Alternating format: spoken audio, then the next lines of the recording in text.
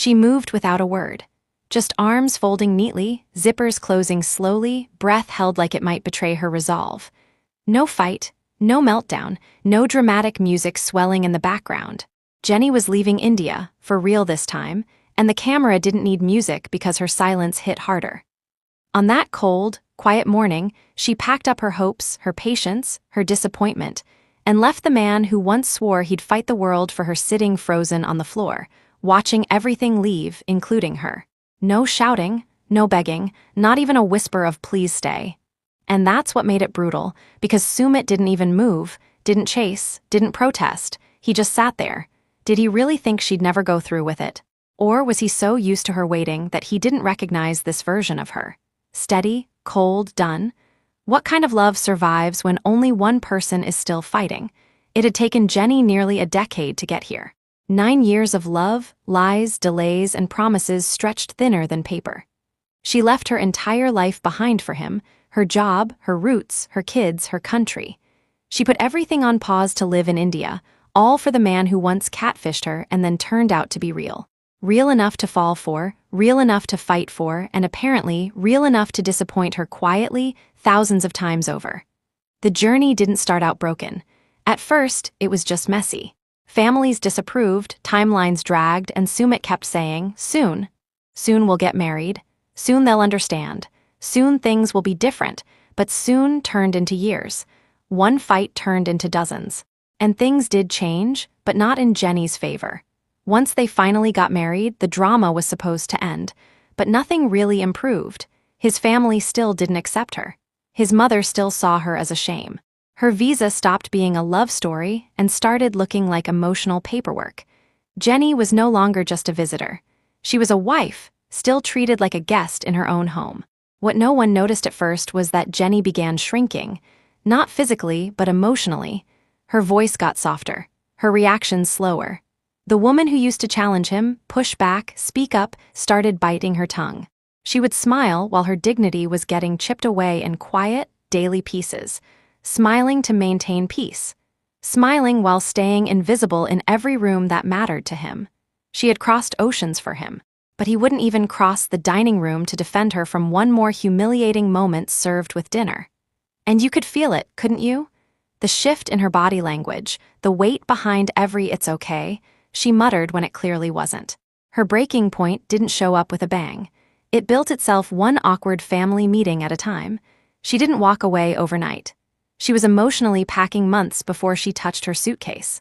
What if all she ever wanted was safety, not spectacle, and he gave her neither? In his mind, love should have been enough. In hers, love had become a liability. He thought she'd stay forever. But forever has a limit when you're aging in a country that still looks at you like a problem. And she finally reached hers. Let me know when you're ready for the next segment, and I'll continue the story with the same voice and structure. It wasn't one moment.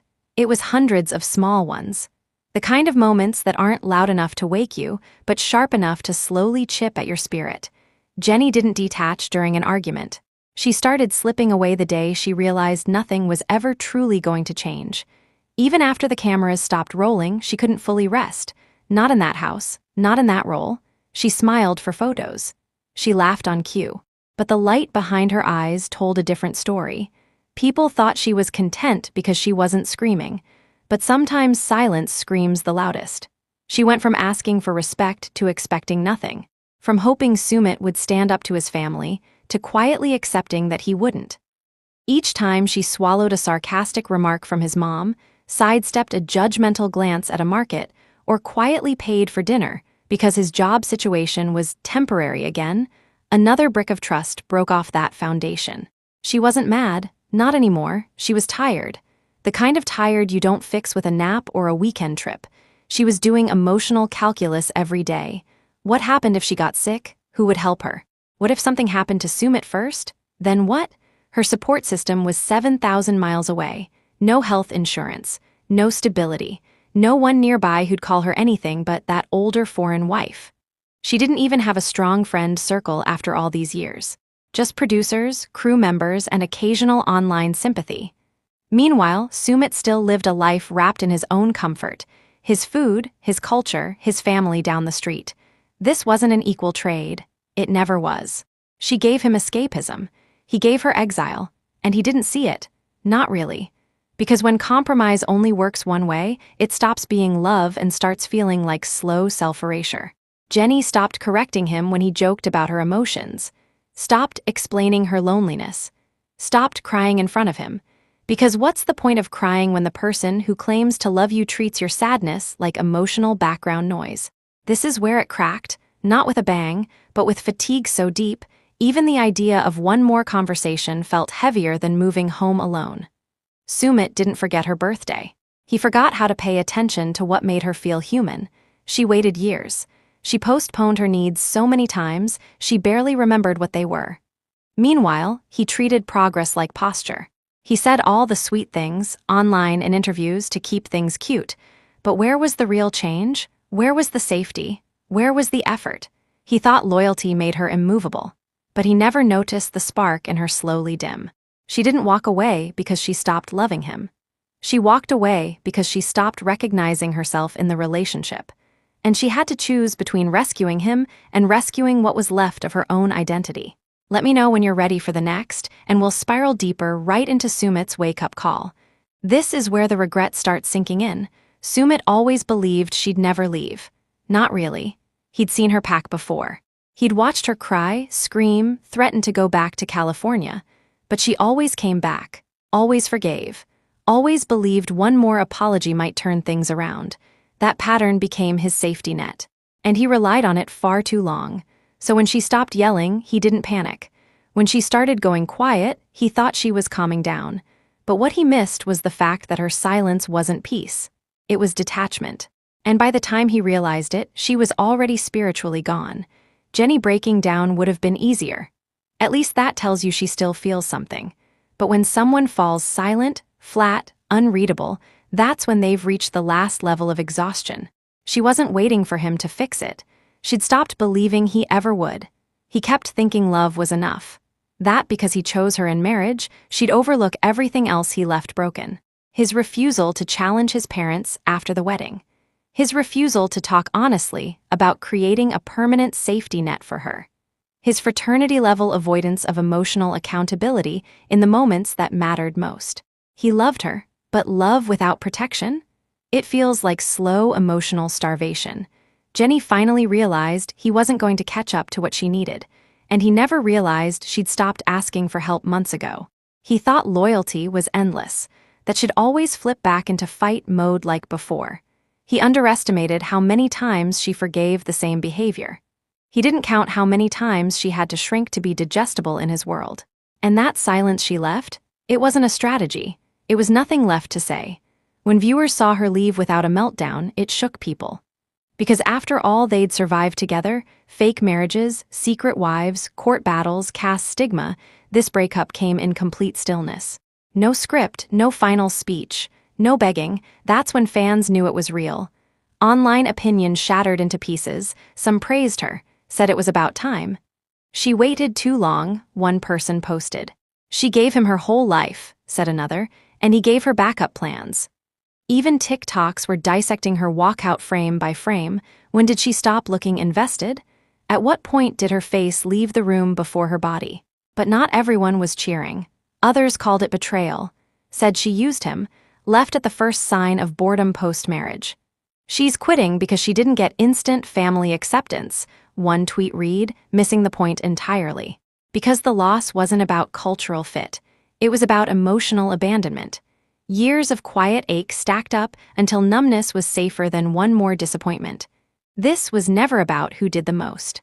It was about who carried the emotional weight with no rest. And whether or not Sumit realized it, Jenny was carrying both of them. Until her arms gave out. Next piece is cued and ready once you are. We're now heading into the messy chaos of public reactions and hidden updates, and it only gets trickier from here. The internet blew up the day their breakup aired, and not in a subtle, wish them well kind of way. It was chaos. You couldn't open Reddit, Twitter, or Instagram without someone taking a side. Team Jenny was all over TikTok, saying she finally did what every woman in a one-sided relationship dreams of. She left clean. No shouting. No warning, just self-respect zipped into a suitcase. Meanwhile, Team Sumit came in angry, loud, and slightly confused. She abandoned him, some claimed. Others called it strategic. She wanted out the moment the wedding high wore off. One thread accused her of playing the long game just to get TLC airtime and a retirement plan. The takes weren't just hot, they were boiling. But the shock came a few weeks later. After that silent heartbreak, that emotional shutdown, and all those confessions that she felt unsafe, ignored, and invisible, they were suddenly back. A new season was announced. Fresh episodes. A tropical trip. New interviews. Same couple. Fans looked at each other like, wait, we just cried into our cereal watching this woman escape her own erasure, and now they're back doing couple selfies in Thailand. This is where things got weird fast. People started checking their Instagram feeds like detectives. At first glance, the photos said happy, matching clothes, holding hands, temple visits, but the captions, they felt stiff. The comments, vague. And their body language, off just enough to spark doubt. Smiles that stopped short of the eyes that didn't quite look into the lens. Followers noticed and fast. Was this love again, or were we watching a calculated rebrand? It didn't help that right before filming restarted, Jenny had allegedly dropped comments under TLC casting posts, pleading hand emojis, hearts. A few Reddit sleuths grabbed screenshots that made the whole thing feel off, almost like someone needed the show more than they needed the marriage. Then it came out that Sumit had apparently lost his side job, which made people ask the next uncomfortable question: was this reunion romantic or financial? Because at that point, fans weren't just asking, are they okay? They were asking, are they acting? And honestly, the math wasn't adding up. The silence that used to speak volumes had been replaced with loud captions trying to convince everyone they were fine. Strategic smiles, corny hashtags, poses so clean they felt preloaded from an iPhone preset menu. Was it love? Was it a patch job for public image? Or was it the final stage of survival? Two people bound together more by production checks than emotional fixes. Up next is where things get even more confusing, because what Sumit missed during the breakup might be the same thing missing now. Let me know when you're ready. We're heading into the last fallout and the quiet details producers almost avoided. It didn't even take a full week. 1 minute, Jenny's walking out of that house like her soul is quitting the scene first, leaving behind a decade's worth of compromise. And the next, TLC is casually announcing a brand new season, with Jenny and Sumit together. Again, no context, no statement, no gap for healing. Like the emotional collapse we just watched was a minor detour in a fairy tale storyline that somehow skipped the part where real relationships completely shut down. People didn't know whether to laugh or scream. Did we all hallucinate that entire suitcase scene? Did none of that raw heartbreak matter? Because the Jenny we saw walking away with tears in her eyes wasn't looking for a break. She was done. So why was she suddenly back on camera, doing soft smiles next to the same man who couldn't even lift himself off the floor to stop her from leaving? Behind the social reappearance, there were clues, small ones, but they said everything. Like how her Instagram now leaned harder on filters and quotes about growth and staying strong. Or how Sumit had suddenly mastered the husband face online, filling his captions with words like blessing and togetherness, after years of letting silence do his emotional heavy lifting. But true followers weren't buying it, not fully, because people remembered the little things from her exit. Things production didn't play up, but couldn't hide either. The way her scarf stayed near the door, but her passport drawer was empty. The way she wiped off the kitchen counter without looking back. Quiet rituals that didn't scream breakup, they announced escape. She took her essentials. She left his comfort zone intact. That chipped mug she used every morning, still there. Her earrings, gone. Her curry recipes, left on the fridge. Like she knew he wouldn't have the energy to make them but couldn't bring herself to throw them away. And what about him? Sumit didn't rage, didn't text walls of regrets. According to TLC insiders, he sat on the floor for hours, said maybe 5 sentences that whole day, shopping bags still on the table. Wedding photo frame knocked over, allegedly not even noticed. Everything around him looked the same, except the air. It had been pulled flat out of the room. People close to the crew said it wasn't a fight, it was grief. This wasn't messy anger. It was a mute, slow mourning of something that had already died 6 months earlier. He was finally experiencing the fallout, not from a loss of love, but from treating that love like it had never run out. So when they came back smiling on camera, viewers didn't see resolution. They saw performance. And the question that hung over every scene: are they healing, or are they surviving the only way they know how in front of a camera? Because if this isn't real reconciliation, is it renewal, or is it damage control? The next moment brings it all full circle. What Jenny did next, off camera, might explain why even a return doesn't mean recovery. When you're ready, I'll show you the final emotional chapter. It's not what people think. This wasn't a fairy tale ending, not even a clean tragedy. There was no final villain, no big betrayal that split everything in two. What happened between Jenny and Sumit was something harder to watch and harder to admit. It was a slow, human letting go. A quiet decision made in layers. Not because love disappeared, but because love without stability turned into a weight one person couldn't carry alone anymore. What made it heartbreaking wasn't the exit. It was everything that led up to it. The years of waiting. The silences mistaken for peace.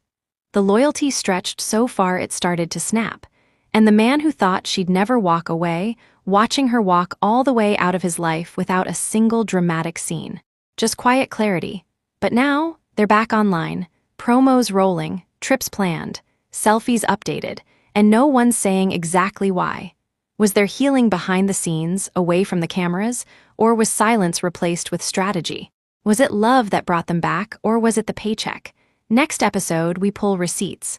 What changed while the show was off-season? Did they reconcile or rebrand? You're going to want to see this. Because the biggest twist might not be the breakup, it might be the comeback. She was there 1 week, front and center, carrying the whole season on her back. Then the next week, boom, she was gone. Not a single explanation. No goodbye, no preview tease, not even a one-line mention. Jasmine Pinda, the face of the season, vanished from 90 Day Fiancé like she was never there. And TLC? Silent. This wasn't some side character who'd quietly exit before week 3. Jasmine was the show. Every emotional blowout, every viral confession, every GIF-worthy meltdown, she was the moment. And yet, right as the season hits its most critical stretch, in what should have been her peak storyline build-up before the finale, the woman disappears. Episodes were suddenly chopped to awkward cuts. Scenes felt hollow. It was like someone reached into the timeline and yanked her entire arc out. Viewers weren't just confused, they were furious. If you've ever followed reality TV with your whole chest, you know what this feels like. We watch not because everything makes perfect sense, but because the mess does. The chaos is honest. Or at least, that's the illusion. Watching Jasmine spiral through fights, makeups, tearful confessions, and eyebrow-raising choices wasn't about judging her. It was about watching someone live on screen, raw and flawed and fiery. That kind of realness isn't common on a network hellbent on storyboarding drama like it's a Marvel sequel. So when she was wiped clean, fans weren't having it. Overnight, Reddit threads were wall-to-wall with screenshots. Tweets flew in from every time zone. Jasmine didn't leave. Jasmine was removed, and people wanted to know why. And here's where it gets suspicious. For weeks, the tension between Jasmine and her partner had been climbing. Viewers were bracing for a finale blowout. You could feel it coming. Estranged encounters, weird silences, him dodging emotional accountability. You could tell production was pushing us toward something explosive. But suddenly, all that build-up stopped. Not transitioned, not resolved. Stopped. TLC didn't pivot the story, they amputated a whole character mid-arc. They treated it like we wouldn't notice. Or worse, like we didn't matter. But we did notice. People had followed her for seasons, built parasocial attachments, defended her online, made excuses, dragged her critics, edited fan cams. They didn't see Jasmine as a character. They saw her as the story. And not getting a conclusion, that wasn't just upsetting. It felt like a betrayal. Some fans believe she walked away. That she called it quits because things got too toxic, too chaotic behind the scenes. But others, they're convinced Jasmine didn't leave on her own. They think she was scrubbed, surgically removed to hide something. Conversations, conflicts, maybe even receipts. And if you've watched this show long enough, you know this isn't the first time a high-drama cast member was suddenly yanked out when things got a little too real. But never right before the finale, and never someone this visible. The silence says a lot. TLC has been pushing fan engagement all season. Live tweeting, interactive polls, sneak peeks, they love attention. Until the attention isn't flattering. Then suddenly, poof, nothing to say. So what happened in those missing weeks? What was building behind the scenes that made production pull the plug with no warning? And who actually made the call? Because something about Jasmine's disappearance feels eerily calculated. This doesn't read like a personal decision. It reads like a redaction. You don't erase a name from the table unless you think keeping it there is worse for business than the blowback. But that theory opens another box of questions.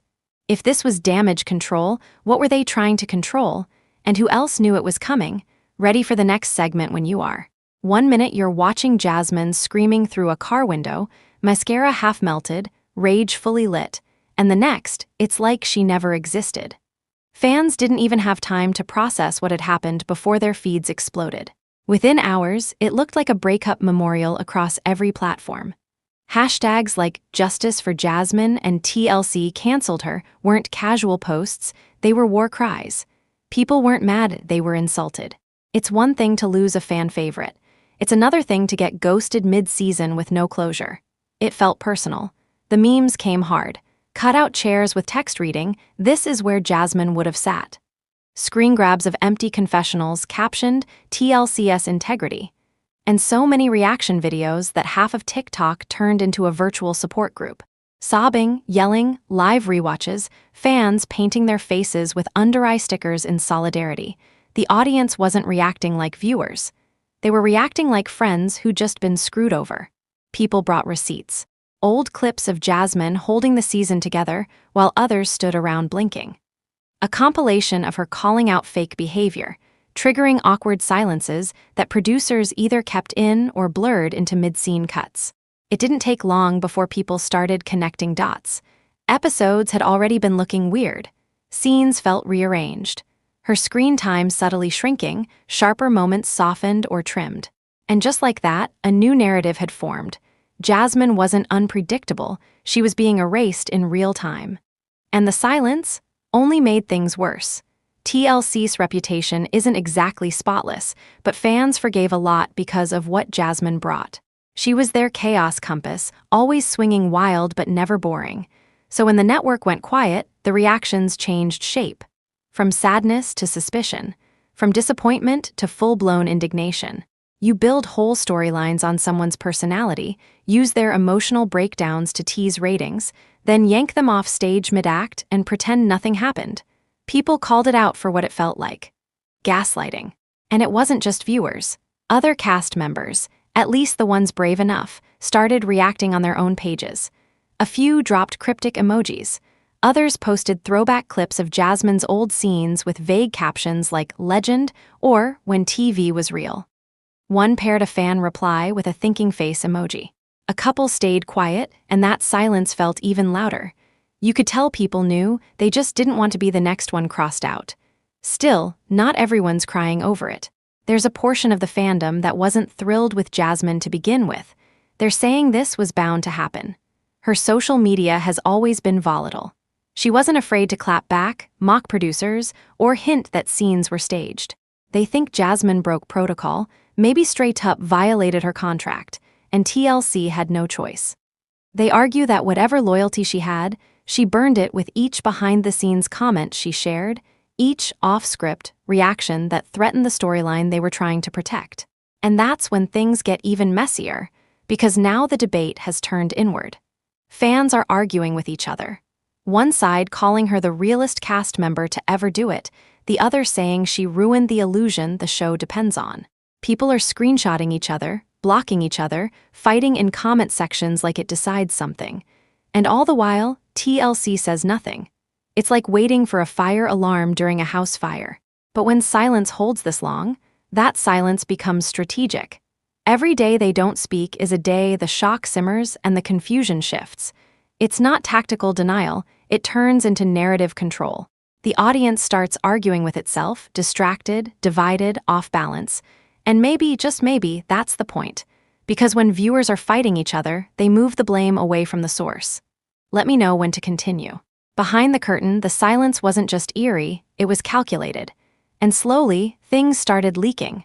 Not from official statements, not from press releases, but from people with untagged usernames, blurry profile pictures, private DMs with "don't quote me" warnings. That kind of messy. But messy doesn't always mean untrue. Multiple insiders, some claiming to have worked in post-production, others loosely tied to the cast, started whispering the same pattern. Jasmine didn't storm off set. She didn't walk away from the show. The decision, according to them, was made for her, and not because of one dramatic incident, but because of a string of behind-the-scenes battles that built up over weeks. Apparently, it started with edits. Jasmine allegedly began pushing back hard on how production was shaping her on screen. She refused to reshoot certain scenes, questioned how her lines were being cut in the final episodes, and made it very clear, publicly and privately, that she wasn't going to play the storyline they were crafting around her. Not without a fight. That's not unheard of. Cast members get frustrated all the time. They vent online, they call out selective editing. But the difference? Jasmine had reach. Her fanbase didn't just watch her, they echoed her. Every cryptic Instagram story, every side-eye post, every clip she reshared out of order became a breadcrumb trail. Fans were piecing things together in real time, which, behind the scenes, reportedly made producers nervous. Once the narrative rebel becomes the narrator, you've got a control problem. Now add to that friction the rumors of social media violations. According to a few sources, Jasmine had allegedly broken terms in her contract by posting or hinting about unaired content and not clearing certain brand promotions. Even if she didn't fully reveal scenes, the context implied more than TLC would have liked. Publicly, it was subtle. But within the production chain, those slips start creating headaches with legal and timeline coordination. Networks don't love chaos unless they script it. Still, was that enough to justify erasing someone mid-season? That's where the theories divide. Some insiders say the conflicts escalated into full-on arguments. Not dramatic diva tantrums, but heated standoffs where Jasmine apparently refused to film certain reenactments or pushed back during confessionals. Word is, she even threatened to expose details if certain parts of her storyline were falsified or twisted. If that's true, and to be fair, we don't have footage of those exchanges, it's easy to imagine how quickly things soured. Reality TV loves unpredictable characters until they start challenging who gets to shape the story. The moment a cast member starts demanding truth over entertainment, they become a threat to the formula. Now think about the emotional impact of that. Imagine waking up to find out you've been cut out of a life story you lived in front of millions. You showed up, you cried on camera. You fought, you owned your chaos, you delivered every moment the producers drooled over in promos. And then, when you finally start defending how you're being portrayed, they respond by deleting you. The fans saw your tears, followed your drama, made you trend, and then, while they were waiting for resolution, the curtain drops. No warning, no explanation, just a blackout. And then the edits started disappearing too. Let me know when you're ready for the next part. Once the silence set in, fans started doing what they do better than any network expected. They watched harder. Not passively, not casually, closely, frame by frame, and what they noticed wasn't subtle. Jasmine wasn't just missing from new scenes, she was being erased from what had already aired. Suddenly, that group dinner felt chopped in half. That confessional clip in the teaser, nowhere to be found in the episode. A voiceover sounded stitched or oddly generic. Her presence went from dominant to faint, then faint to ghosted. And the deeper fans looked, the more it felt like a cover-up in reverse, not hiding a mistake, scrubbing a person. Group photos disappeared from TLC socials. Promo material removed her face entirely. You'd scroll back and see entire episodes teased with pictures that were now either taken down, recropped, or replaced. Not repurposed. Not recycled. Rewritten. Even moments where she was mentioned started to sound off. Castmates referring to her in weird past tense or abruptly shifting subjects. Editing jumps smoothed over like band-aids slapped on a leaky pipe. The show didn't bother to explain the gaps, it just acted like we wouldn't notice. But fans did. They always do. If you've followed 90 Day long enough, you've seen this pattern play out before. Cast members fall out of favor and poof, black hole. But what makes this different is the scale. Jasmine wasn't background noise this season, she was the story. She had full arcs in motion, entire episodes orbiting her emotional outbursts and bold decisions. You can't erase a character like that without leaving jagged cuts behind. And jagged they were. Scenes lost their rhythm. Confessionals echoed with afterthought energy. Emotional pacing collapsed. A season that should have built toward explosive closure now felt like fast-forwarding through chaos just to make the gaps less obvious. TLC didn't edit around her. They edited through her. Like she was a glitch they had to patch, but viewers weren't fooled. The cover-up felt too panicked to be clean. People online started dropping side-by-side comparisons. Previews that promised one plot, episodes that dodged it. Shot lists missing chunks of Jasmine's screen time. YouTubers and Redditors broke down each inconsistency like internet detectives, and the collective timeline showed a narrative spiraling out of alignment the second she disappeared. Some argued she must have breached something major to be cut this way. Others said the network was trying to hide their own mess, maybe a storyline collapse, a legal issue, or a camera-caught moment that never should have made it to tape. All speculation, sure, but when the official side refuses to speak, guess who drives the story? And then, old stories began resurfacing.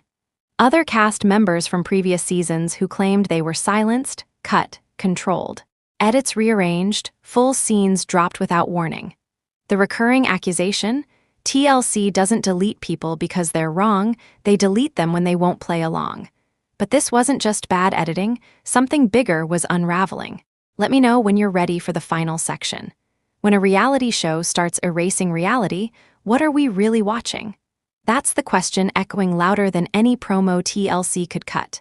Jasmine's exit wasn't just one woman disappearing from a season, it cracked open the curtain on how this whole machine runs, and how easily it breaks when someone refuses to read the lines they're handed.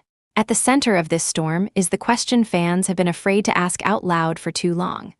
Are we watching people live, or are we watching producers decide what living looks like?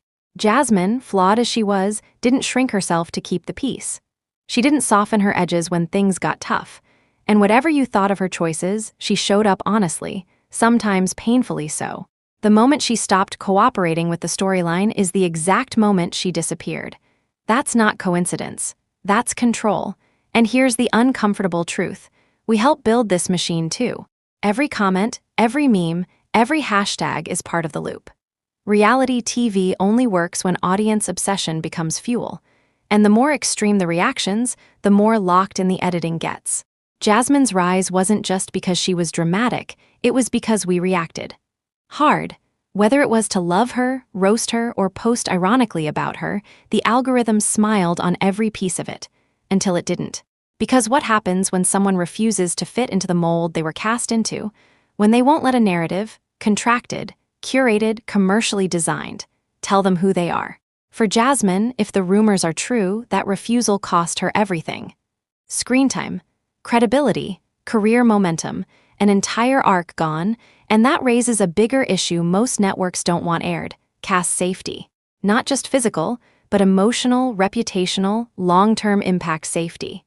These people sign contracts, not escape plans. Jasmine's disappearance is a warning shot to every other cast member. Step out of frame, speak too boldly, push back too loud, and you don't just get cut. You get rewritten like you were never there to begin with.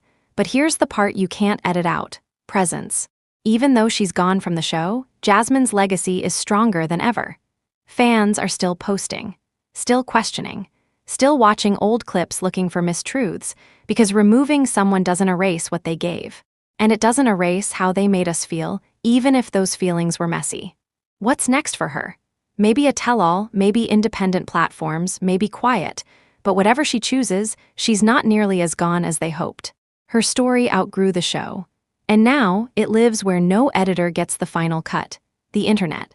As for TLC, the silence speaks volumes, and the trust they lost will be harder to splice back together than any chopped-up episode arc. Fans remember betrayal louder than they remember plotlines. And when those viewers start asking deeper questions about truth, about power, about ownership, corporate storytelling gets real uncomfortable real fast. And this might only be the beginning.